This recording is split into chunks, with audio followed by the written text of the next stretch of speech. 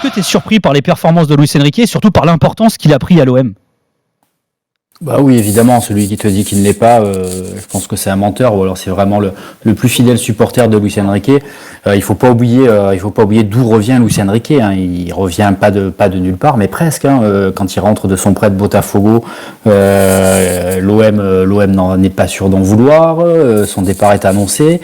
Jean-Louis Gasset croit en lui. On aura l'occasion d'en parler, mais ça se passe pas toujours très bien. Moi, je me souviens de ce match à Lille l'année dernière où l'OM enterre ses dernières chances de qualification en Ligue des Champions, où Luis Enrique est catastrophique, et ça fait suite à plusieurs performances du même acabit.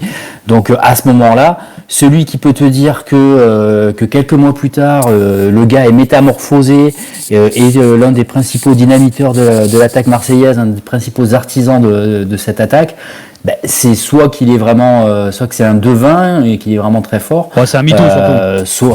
Ou un mytho aussi. Voilà, on peut aussi dire ça. Donc non, on pouvait pas imaginer qu'il soit à pareille fête cette année. Alors il y a quelques jours, Luis Enrique était en conf de presse à la commanderie et on lui a demandé s'il s'était fixé un objectif chiffré sur cette saison. Eu acho que eu tô com... Pour tout dire, avec le préparateur physique et mon père, on s'est fixé un objectif de 15 buts sur la saison. Si je continue comme ça, je pense que je vais y arriver. Mais il faut continuer de travailler pour que cela se produise.